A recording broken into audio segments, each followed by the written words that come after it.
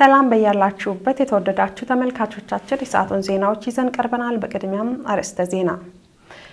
በዞኑ የሕዝብን ተጠቃሚነት ማረጋገጥ የሚያስችሉ በርካታ የልማት ስራዎች እየተሰራ መሆኑ ተጠቆመ። አካባቢው ለወባ በሽታ ተጋላጭ በመሆኑ በመንግስት በኩል ትኩረት ሊደረግ እንደሚገባ በምዕራብ ሶሮ ወረዳ የጃቾ ጤና አጠባበቅ ጣቢያ ተገልጋዮች ተናገሩ። የዲጂታል መታወቂያ አገልግሎትን በተለያዩ አካባቢዎች ለማዳረስ የሚያስችል የአገልግሎት ማዕከላት የማስፋት ስራ እየተከናወነ እንደሚገኝ በጠቅላይ ሚኒስትር ጽሕፈት ቤት የብሔራዊ መታወቂያ ፕሮግራም የምዝገባ አስተባባሪ ደጀኔ ገብሬ ገለጹ።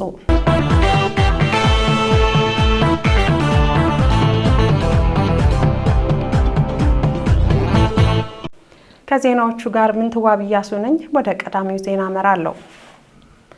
በዞኑ የሕዝብን ተጠቃሚነት ማረጋገጥ የሚያስችሉ በርካታ የልማት ስራዎች እየተሰራ መሆኑ ተጠቆመ። የሀዲያ ዞን ከተማ ልማትና ኮንስትራክሽን መምሪያ በፕሮጀክቶች አፈጻጸም ዙሪያ ከባለድርሻ አካላት ጋር ውይይት አካሂዷል። ቤተልሔም ደመቀ ዝርዝሩን ታቀርባለች።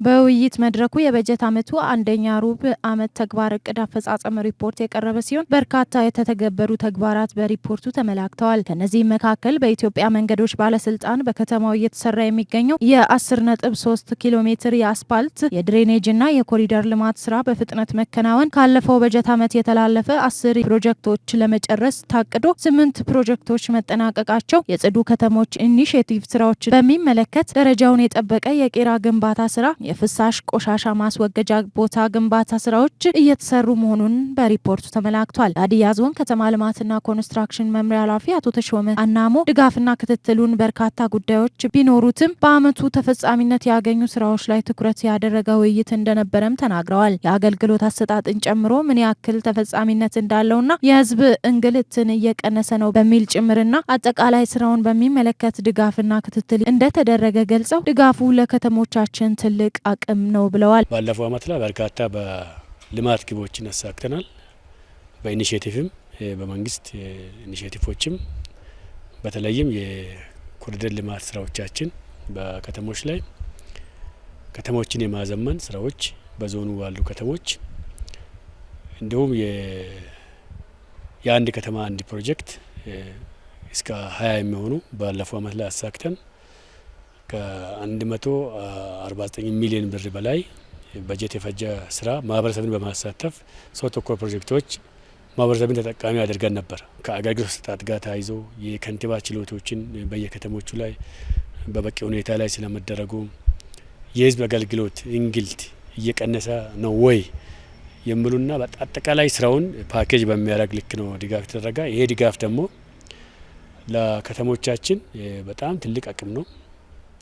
ከተሞች ካሉበት አንድ ስቴፕ ነቃ ብሎ ተግባሮቻቸውን እንዲፈጽሙ ያደርጋሉ። ማነቆችም ካሉ ደግሞ በጋራ ተነጋግረን እንደ ቢሮ እንደ መምሪያ ያሉ ጉዳዮች የግብአት ማነቆ፣ የሰው ኃይል ማነቆች ካሉ፣ የበጀት ችግርም ካለ ሁሉንም ነገር ፓኬጅ አድርገን ለመምራት ትልቅ አቅም ይሆናል የሚል ውይይት ነው ያደረግነው። የማዕከላዊ ኢትዮጵያ ክልል ከተማ ልማትና ኮንስትራክሽን ቢሮ ምክትል ኃላፊ አቶ ጨምር ኃይሌ እንደገለጹት በክልሉ ባሉ ሁሉም ከተሞች ድጋፍና ክትትል እየተደረገ እንደሆነ ገልጸው የድጋፍና ክትትሉ ዋና ዓላማ በ2018 ዓ.ም ሊሰሩ የታሰቡ ስራዎች በተሳለጠ መልኩ ለማስኬድ እንዲያግዝ ነው ብለዋል። ድጋፍና ክትትሉ የመልካም አስተዳደር ችግሮችን ለመፍታት ትልቅ አቅም ይፈጥራል ያሉት አቶ ጨምር እያንዳንዱ ከተማ የህዝቡን ኑሮ በማሻሻል ለኢንቨስትመንት ምቹ በማድረግ የሚጠበቅበት ሁሉ በማድረግ ህዝቡን ተጠቃሚ እንደሚያደርግም ጠቁመዋል። ከነዚህ አንጻር ለምን ዓላማ ተቋቋምን፣ ምን ሰራን ብለው እንዲሰሩም ያግዛል ብለዋል። ዋናው ታርጌታቸው በከተሞች በተደራጀው የሰራተኛና ሰራተኞች በሚመሩት በየደረጃው ባሉ ኃላፊዎች አማካይነት ቀሪ ስራዎችን ለቅመው ተይዘው ልማት የሚፈጸሙበት ስለሆነ እነዚህ በከተሞች የሚሰሩ ስራዎች ለህዝቦቻችንን ምላሽ በመስጠት ደረጃ ያላቸውን ቁመና አሻሽለው ራሳቸውን ፈትሸው ሁሉም በተደራጀ መንገድ ወደ ስራ ገብተው የተቀመጠው የመንግስት አሰራርን ተግባራዊ ከማድረግ አንጻር ውጤታማ እየሆኑ መሆናቸውን ካረጋገጡ ለህዝባቸው ለራሳቸውም ተጠቃሚ መሆን የሚችሉበት ደረጃ ሆኖ የመጨረሻ ግባቸው ደግሞ ከተሞች ሌላ ድጎማ ሳይፈልጉ ራሳቸው በራሳቸው መተዳደር የሚችሉበት ስርዓት ላይ ማምጣት ነው። የመሰረተ ልማት ስራዎች ናቸው። የተቀናጁ መሰረተ ልማት ስራዎች አሉ በከተማ እንደሚታወቀው በመንገድ፣ በውሃ፣ በመብራት፣ በሌሎች መሰረተ ልማት ላይ በሰፊው እየተንቀሳቀሰ ነው። የፌዴራል መንግስት ሚይዛቸው አሉ፣ የክልል መንግስት ሚይዛቸው አሉ፣ መምሪያዎቻችን ዞኖቻችን ሚይዟቸው በጀቶች አሉ፣ ከተሞች ራሳቸው ሚይዟቸው ስራዎች አሉ። እነዚህ ሁሉ ለመሰረተ ልማት ተብሎ ነው የሚያዙ። ከ7 የክልል ማዕከሎች ባለፈ ፈሪ 3 ከተሞቻችን እንዴት ይሄዱ ናቸው፣ በኮሪደር ልማት ዝግጅታቸው ምን ይመስላል የሚለውን የነበሩት እንዴት ለማጠናቀቅ እየተሰሩ ናቸው። በ365 ኪሎ ሜትር እንደ ክልል ጀምረናል። በ7 ክልል ማዕከል ከተማ 82ቱ በመጀመሪያ ዙር መሬት ላይ አወርዳን ከ115ቱ የቀሩት በዚህ አመት መስራት አለብን። የቀሩትን ለማጠናቀቅ እየተሰራ ያለ ስራ የተጀመሩትም በደንብ ለማጠናቀቅ የሚሰራ ስራና አዲስ የሚጀምሩ የኮሪደር ልማት ስራዎችም ያሉበት ስታተስ እንፈትሻለን። አካባቢው ለወባ በሽታ ተጋላጭ በመሆኑ በመንግስት በኩል ትኩረት ሊደረግ እንደሚገባ በምዕራብ ሶሮ ወረዳ የጃቾ ጤና አጠባበቅ ጣቢያ ተገልጋዮች ተናገሩ። ዱናሙ ዮሐንስ ዝርዝሩን ያቀርበዋል።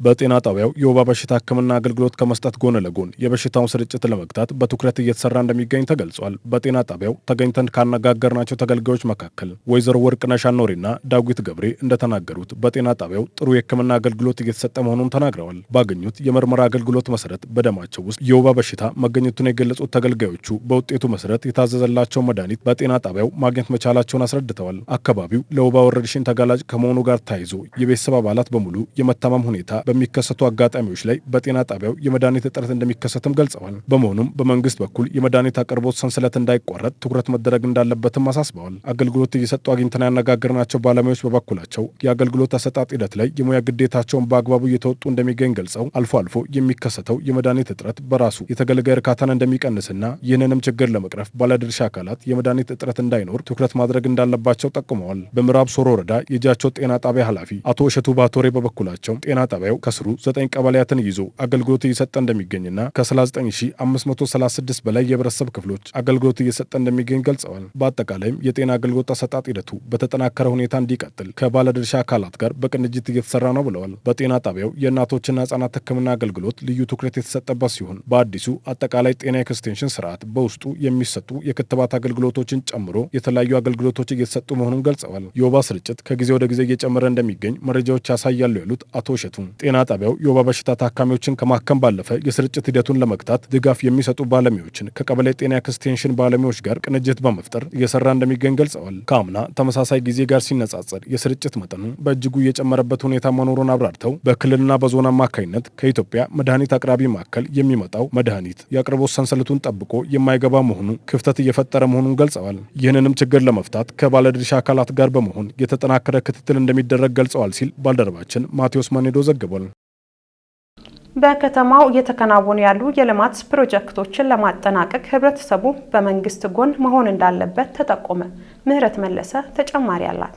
በከተማው እየተከናወኑ ያሉ የልማት ፕሮጀክቶችን ለማጠናቀቅ ህብረተሰቡ ከጎን መሆን እንዳለበት የከተማ አስተዳደሩ ገልጸዋል። የሆሳዕና ከተማ ከንቲባ አቶ ሳሙኤል ሽጉጤ እንደገለጹት ሆሳዕና ከተማን ስማርት ሲቲ ለማድረግ በተያዘው እቅድ የተለያዩ የልማት ፕሮጀክቶች በየዘርፉ እየተከናወኑ ናቸው ብለዋል። በዚህም ወቅት በከተማው በመጪው ህዳር 29 ለሚከበረው ለብሔር ብሔረሰቦች በዓል ለማድረስ ርብርብ እየተደረገ ነው። በአሁኑ ወቅትም የአስፓልት መንገድና ተያያዥ ልማቶችን ግንባታ ለማቀላጠፍ መሳይ ኦሊ ጠቅላላ የስራ ተቋራጭ በኢትዮ ኤሌክትሪክና ቴሌ ሆሳዕና ሪጅን ሰራተኞች በትጋት እየሰሩ መሆናቸውን ከንቲባው ገልጸዋል። መሳይ ኦሊ ጠቅላላ የስራ ተቋራጭ ስራ አስኪያጅ አቶ ደመላሽ አባተ በበኩላቸው የአስፓልት ግንባታን በተያያዘው ጊዜ ለማጠናቀቅ ቀንና ማታ በመስራት ርብርብ እየተደረገ መሆኑን ተናግረዋል። ልማቱ የህብረተሰቡ በመሆኑ በየጊዜው እየተደረገ ያለው የአብሮነት ትብብርና እገዛ በበለጠ ጥራት ደረጃና በኃላፊነት እንዲሰራ የሚያነሳሳ እንደሆነ ገልጸዋል። የከተማ ነዋሪ የሆኑት አቶ ታፈሰ ቲርካሶ በበኩላቸው በከተማው እየተከናወኑ ያሉ የልማት ፕሮጀክቶች ደስተኛ መሆናቸውን አንስተዋል። አሻም የማለት ፕሮግራም ከባህላችን አንጻር ከልማቱ ጎን መሆናችንን ለመግለጽ ነው ብለው ወደፊትም ልማታዊ ስራዎች ላይ ህዝባችን ከመንግስት ጎን በመሆን ትብብሩ ተጠናክሮ እንደሚቀጥል ጠቁመዋል። የሆሳዕና ከተማ ሄጦ ቀበሌ ነዋሪዎችና አመራሮች በከተማው መንገድ ግንባታ ላይ የተሳተፉትን ሰራተኞች አሻም የማለት የእራት ግብዣ አድርገዋል ሲል ባልደረባችን አድማሱ ወልዴ ዘግቧል። የመሰረተ ልማት ችግሮች ለከተማው እድገት ተግዳሮት ሆኗል ሲሉ የሞርሲጦ ከተማ አንዳንድ ነዋሪዎች ተናገሩ። ለምለም ዩኤል ዝርዝሩን ታቀርባለች። ሀዲያ ቴሌቪዥን በሞርሲጦ ከተማ ያነጋገራቸው ነዋሪዎች በተለይም የመሰረተ ልማት እጦት ለከተማዋ እድገት እንቅፋት መሆኑን አንስተዋል። ምንም እንኳን ከተማዋ ረጅም እድሜ ያስቆጠረች ለኑሮ ምቹና ተስማሚ አየር ያላት ብትሆንም ካላት እድሜ አንጻር የመሰረተ ልማት እጦት እድገቷን ወደ ኋላ እንደጎተተው ገልጸዋል። ሞርሲጦ እድገት በጣም ሌት የሆነ ነው። ሌላ ከተሞች ሲያድጉ ሞርሲጦ እስካሁን አላደገም። እቺ ከተማ እንዳታድግ ጫና አደረሰ ከሚባሉ አንዱ መንገዱ ነው። መሰረተ ልማት ላይ ሲናነሳ በጣም የሚቀረን ነገሮች አሉ። የህዝብ ብዛትና መሰረተ ልማቱ ሲባል 80 ሜትር አይገናኝም። ብዙ ህዝብ አለው ግን የሚሰራው መሰረተ ልማቱ ብዙ ያልተሰሩ ነገሮች አሉ። የሚመለከተው አካል የመሰረተ ልማት ችግሮችን በመፍታት ለነዋሪዎች ምቹ የመኖሪያ አካባቢን እንዲፈጥርላቸውም ጠይቀዋል። ይህንን ከመንግስት በኩል የሚመቻች ነገር ካለ ቢመቻችልን፣ እነዚህ መሰረተ ልማቶች ቢስተካከል እንደው ለሀገራችንም ለከተማችንም እድገት ይመጣል ብለን የሚያሰመው ጉዳይ ይሆናል ብዬ እንደራሴ ሀሳብ ሰጣለሁ። ሚሻ ወረዳ ከተማ ልማትና ኮንስትራክሽን ጽህፈት ቤት ኃላፊ አቶ ተመስገን ሽታ በተለያዩ ጊዜ መብራት መቆራረጥ የማህበረሰቡ ጥያቄ እንደነበር ገልጸው ማህበረሰቡን በማሳተፍ 3 ሚሊዮን ብር የሚወጣ ትራንስፎርመር ግዢ ለማድረግ እየተሰራ መሆኑና የመንገድ ተደራሽነትን ለማሻሻልም የኮብልስቶን መሰረተ ልማት እየተገነባ መሆኑን ተናግረዋል። 93 ላይ የነበራት ትራንስፎርሜሽን መጠን ነው ያለው። 3 ትራንስፎርመር አለ። 3ቱ ትራንስፎርመር በሰዓቱ በመጀመሪያ የገባ ነው። ከዛ በኋላ ደግሞ በጣም ብዙ ማሽነሪዎች አሉ። ከተማ ውስጥ ብዙ ፍላጎቶች አሉ። ኮንሰፕሽኑ ሀይ ነው። ከዛ አንጻር ያለው ኮንሰፕሽን መጠንና አሁን ያለው የኃይል አቅርቦቱ እኩል አይደለም፣ የሚመጣጠን አይደለም።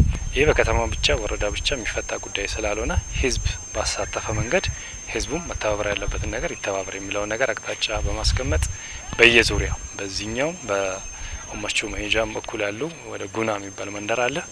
እዛ መንደር አካባቢ ያሉ ሰዎች ሀገር ውስጥም ውጪም ካሉ የአካባቢ ነዋሪዎች ጋር አንድ ላይ ሆነው ወደ 3 ሚሊዮን ብር አካባቢ አዋጥተው ወደ ግዢ የትራንስፎርመር ግዢ ደረጃ ላይ ነው ያለው።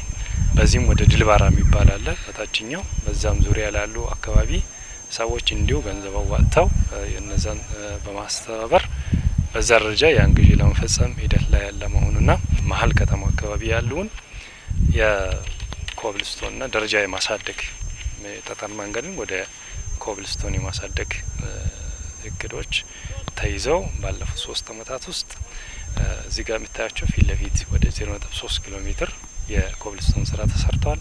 አሁን ደግሞ እየተሰራ ያለው አይታችሁ ከሆነ እሱን ተያይዘው ወደ 0.255 ኪሎ ሜትር የሚሆን ጨረታ ወጥተው ቦታው ክሊር ተደርጎ ማቴሪያል ጭምር ዳም ተደርጎ በአጭር ጊዜ ውስጥ ተሰርተው ሊጠናቀቅ የሚችል ነው። የሚሻ ወረዳ ምክትል አስተዳዳሪ አቶ ታሪኩ ጡምደዶ በበኩላቸው የውስጥ ለውስጥ መንገድ ስራዎች መጀመራቸውንና እነዚህም በ5 አመት ውስጥ ተጠናቀው ብዙ አካባቢዎችን ተደራሽ እንደሚያደርጉ ገልጸዋል። በከተማው ያለውን የመብራት ተደራሽነት ችግር ለመፍታትም ከዲስትሪክት ጋር በጋራ እየተሰራ መሆኑንም አስረድተዋል። አብዛኛውን አካባቢ የሚዳስስ የመንገድ ስራ የውስጥ ለውስጥ ቀበሌን ከቀበሌ ጋር የሚያገናኙ ሰፊ ስራዎች ተጀምረዋል።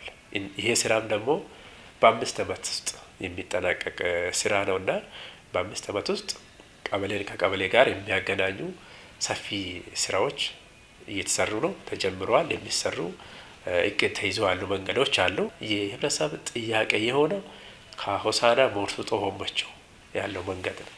ይሄ መንገድ ብዙ ዘመን የቆየ ነው። ብዙ ህብረተሰብ የሚገለገልበት ነው። ግን ከስራ አንጻር ደግሞ በጣም ዝቅተኛ ትንሽ አስቸጋሪ በሆነ ሁኔታ ላይ ያለ መንገድ ነው እና ያው እንደሚታወቀው የአስፋልት ስራ በወረዳም በዞንም የሚሰራ አይደለም። የፌዴራል መንገዶች ባለስልጣን ነው ኃላፊነቱን የሚወስደውና በየደረጃ ካሉ ባለድርሻ አካላት ጋር እየተነጋገርን ነው። በተመሳሳይ ከማብራት ጋርም እስከ ዲስትሪክት ድረስ ተጻጽፈናል። ይህን ችግር በዘላቂነት ለመፍታት ባለድርሻ አካላት መጥቶ ክትትል ማድረግ አለበት። ብዙ መስመር አንድ ላይ ተገናኘው ተለያይቶ ለብቻ አንድ መስመር መምጣት አለበት። የመሰረተ ልማት ችግሮችን በዘላቂነት ለመፍታት በየደረጃው ካሉ ባለድርሻ አካላት ጋር ውይይት እየተደረገ መሆኑን የገለጹት ኃላፊው የመሰረተ ልማት ግንባታ በመንግስት በጀት ብቻ ስለማይቻል ህብረተሰቡ ከመንግስት ጎን በመሆን አስፈላጊውን ድጋፍ እንዲያደርጉ ጥሪ አቅርበዋል። ልማት ሁሉም በመንግስት ብቻ አይሰራም። በመንግስት ባጀት ብቻ የሚሰራ ስላልሆነ ህብረተሰቡ ከመንግስት ጎን ጋር የወረዳ ህብረተሰብ ከወረዳ አስተዳደር ጋር ከወረዳ መንግስት ጋር በመቆም አስፈላጊውን ድጋፍ አስፈላጊውን ትብብር የሚጠየቀውን ሁሉ በመተባበር የተያዙ ልማቶችን በጋራ እንድንሰራ ህብረተሰቡ ድጋፍ እንዲያደርግም በዚህ መልእክቴን አስተላልፋለሁ። የቴክኒክና ሙያ ኮሌጆች በክህሎት የዳበረ የሰው ኃይል በመፍጠርና በቴክኖሎጂ ሽግግር ሂደት ላይ ሚናቸው የጎላ መሆኑ ተገለጸ። የክህሎት ልማት ለዘላቂ ስራ ዕድል ፈጠራ በሚል መሪ ቃል የግንቢቹ ቴክኒክና ሙያ ኮሌጅ በ2018 የስልጠና ዘመን በመደበኛ ኢመደበኛ ስልጠና መስክ ነባርና አዳዲስ ሰልጣኞች ቅበላ ማስፈጸሚያ ዕቅድ ላይ ከባለድርሻ አካላት ጋር የውይይት መድረክ አካሂዷል። ዱናሞ ዮሐንስ ተጨማሪ አለው።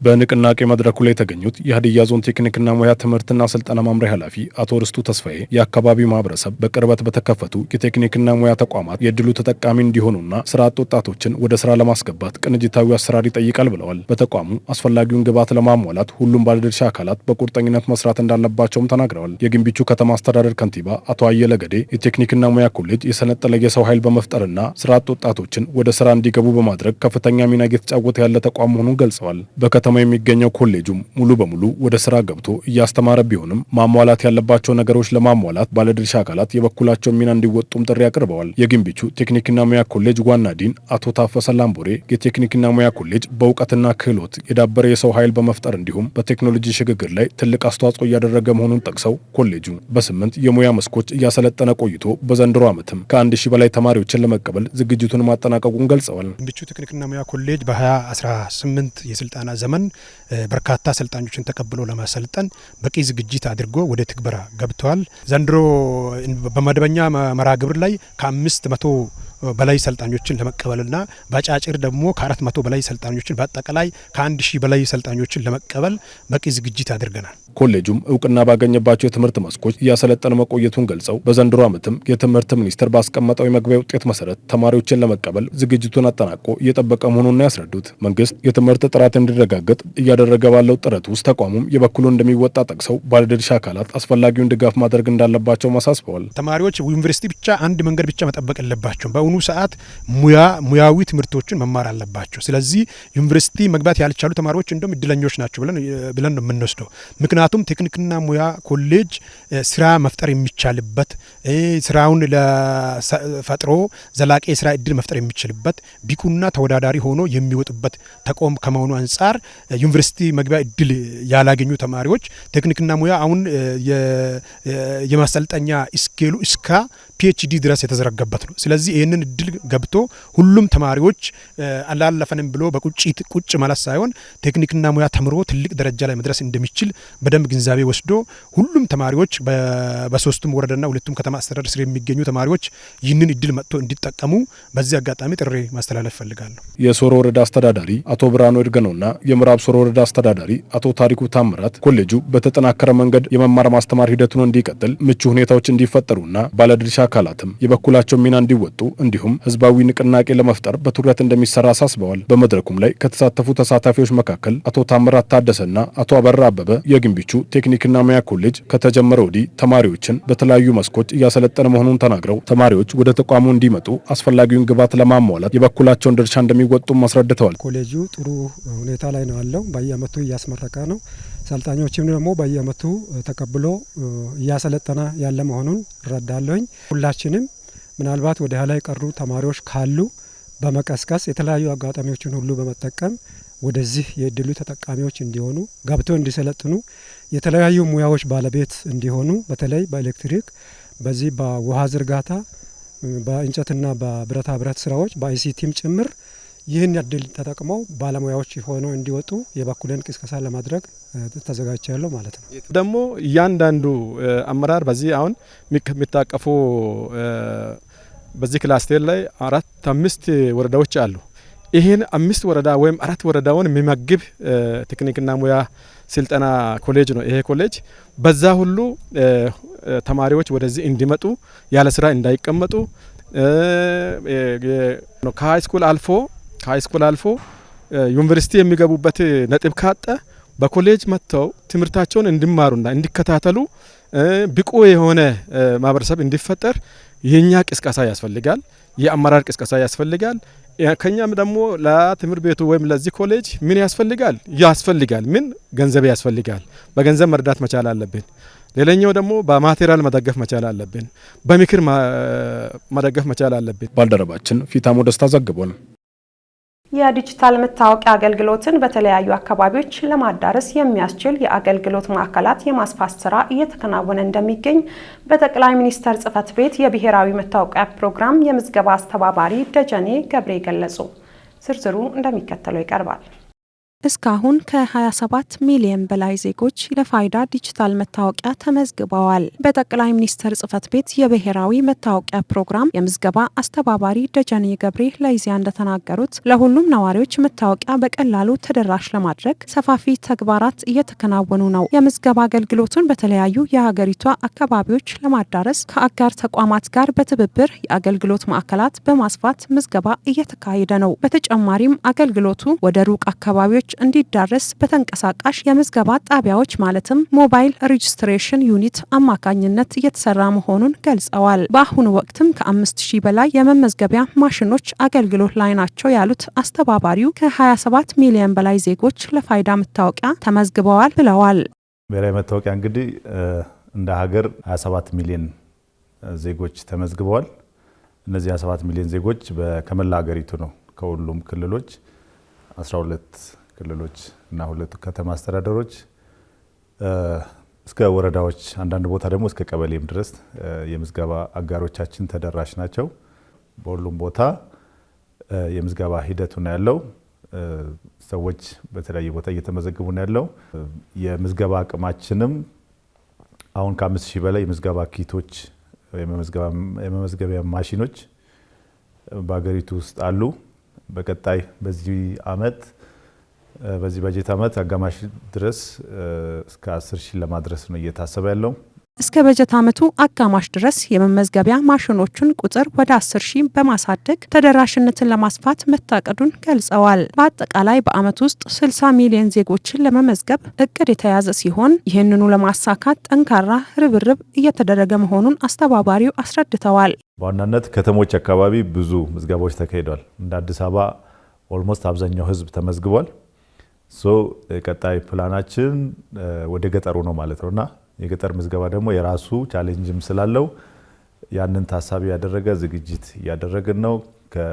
የምዝገባ አጋሮቻችን አሉ እንደ ኢትዮ ፖስት፣ ኢትዮ ቴሌኮም እና ሌሎችም አሉ። በቀጣይ ወደ ገጠር ደግሞ የገጠሩን ስራ ኮሚትድ ሆኖ እንዲሰሩ ሱፐር ኤጀንት የሚባሉ በጨረታ በህጋዊ ጨረታ ወጥቶ አሸንፈው የሚገቡ አሉ። በቀጣይ 2-3 ወራት ውስጥ በዛ አማካይነት እንግዲህ የገጠሩ ማህበረሰብ ተደራሽ ለማድረግ እየሰራን ያለ ነው።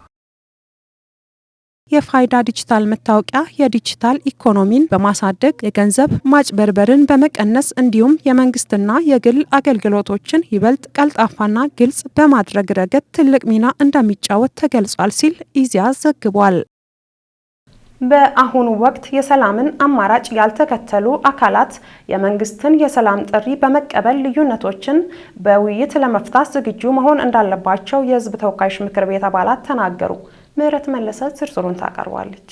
ጠቅላይ ሚኒስትር ዶክተር አብይ አህመድ የህዝብ ተወካዮች ምክር ቤት 5ኛ ዓመት የስራ ዘመን 2ኛ መደበኛ ስብሰባ ወቅት እንዳረጋገጡት መንግስት ወደ ሰላም ከሚመጣው ከየትኛውም ኃይል ጋር ለመታረቅ ብቻ ሳይሆን አብሮ ለመስራት ሁልጊዜም ዝግጁ ነው። በአንዳንድ አካባቢዎች ላይ የሚስተዋሉ የሰላምና የጸጥታ ችግሮች በዘላቂነት እንዲፈቱ መንግስት ሰላምን ቀዳሚ አማራጭ አድርጎ እየሰራ መሆኑን ነው የተናገሩት። መንግስት ሁሌም የሰላም መንገድ ከሚመርጡት ጋር ለመነጋገር ዝግጁ መሆኑን በድጋሚ አረጋግጠው በሀገር ፍላጎት እስከ ተግባባ ድረስ የግል ጉዳይ መተው አስፈላጊ ነው ብለዋል። አሁንም ለሰላም በራችን ክፍት ነው ያሉት ጠቅላይ ሚኒስትሩ ካልተደመርንና ካልተጋገዝን የኢትዮጵያን ችግሮች በአጭር ጊዜ ልንፈታ እንደማንችል በመገንዘብ በሰላማዊ መንገድ አብሮ መስራት እንደሚያስፈልግ ተናግረዋል። በህዝብ ተወካዮች ምክር ቤት የውጭ ግንኙነትና የሰላም ጉዳዮች ቋሚ ኮሚቴ ምክትል ሰብሳቢ ዶክተር ፈቲ ማህዲ የሰላም ችግሮችን በውይይት መፍታት ቅድሚያ ሊሰጠው የሚገባ ተግባር ነው ብለዋል። መንግስት ለታጠቁ ኃይሎች በተደጋጋሚ የሰላም ጥሪዎችን እያቀረበ መሆኑን ገልጸው ጥሪውን ተቀብለው ወደ ሰላማዊ አማራጭ የመጡ በርካታ ወገኖች መኖራቸውን ተናግረዋል። የሰላም ጥሪ ያልተቀበሉ አካላት የሚከተሉት መንገድ ህዝብን ዋጋ እያስከፈለ መሆኑን ጠቁመዋል። ኢትዮጵያ አሁን ላይ በፈጣን እድገት ላይ መሆኗን ጠቁመው ሀገሪቷ ከምታደርገው የእድገት ግስጋሴ የሚያስተጓጉላት ነገር ባለመኖሩ ታጣቂዎች ግብ ለሌለው ትግል ጊዜያቸውን ማባከን እንደሌለባቸው አብራርተዋል። መንግስት ሀገራዊ መግባባትን ለመፍጠርና ዘላቂ ሰላምን ለማምጣት የብሔራዊ ምክክር ኮሚሽን በማቋቋም ችግሮች በሰላማዊ መንገድ እንዲፈቱ ምቹ ሁኔታ መፍጠሩን ገልጸዋል። በምክክሩ ማንኛውም አካል አለኝ የሚለውን ጥያቄ በማቅረብ በሰላማዊ መንገድ መወያየት እንደሚቻል አመልክተዋል። ሰላም ከሁሉ በላይ ቅድሚያ የሚሰጠው ጉዳይ ነው። መንግስት ይህንን ሰላም ለማምጣት በተደጋጋሚ ጥሪ ያደርጋል። ያንን ጥሪ ተቀብለው ደግሞ ወደ ሰላማዊ መንገድ የመጡ አሉ። የፖለቲካ ሀሳብ፣ የፖለቲካ ፍላጎት ልዩነት ካለ ራሱ በጠረጴዛ ዙሪያ ቁጭ ብሎ በመነጋገር መፍታት ይቻላል። ልዩነትን ደግሞ ለማጥበብ መንግስት ሀገራዊ ምክክር ኮሚሽንም አቋቁሟል።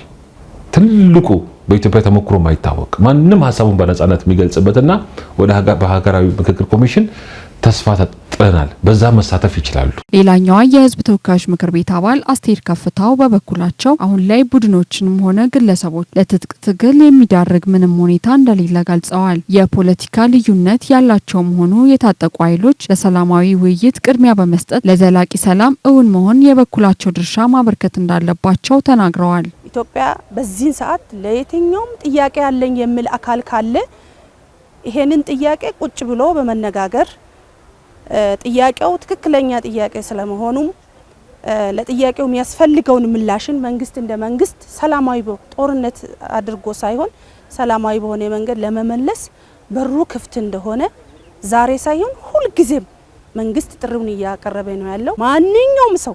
ማንኛውም ሰው ነው የተባለው። ማንኛውም ፖለቲከኛ ጥያቄ ያለኝ የሚል አካል ካለ መንግስት ቁጭ ብሎ በመደራደር በመወያየት ያንን ችግር በጋራ መፍታት እንደምችል ጥሪ ያቀረበ ስላለ እንደ ኢትዮጵያ ህዝብ ተወካይም እነዚህ አካላት በክልልም በግሩፕ የሚንቀሳቀሱ አካላት ግለሰቦችም መተው መነጋገር እንዲችሉ ወደ ሰላማዊ መንገድ መምጣት እንዲችሉ እኔም እንደ አንድ ህዝብ ተወካይ ጥሪዬን አቀርባለሁ። በትጥቅ የተደገፈ ትግል ሲያደርጉ የነበሩ ኃይሎች የመንግስትን የሰላም ጥሪ ተቀብለው የገቡ በልዩ ልዩ የስራ ዘርፎች ተሰማርተው አገራቸውንና ህዝባቸውን እያገለገሉ ይገኛል ሲል ኢዜአ ዘግቧል። ለዕለቱ ያዝናቸው ዜናዎች የተከታተላችሁትን ይመስል ነበር። ከዜናዎቹ ጋር ምንትዋብ እያሱ ነበርኩ። ከቀሪ ሀዲያ ቴሌቪዥን ፕሮግራሞች ጋር መልካም ጊዜ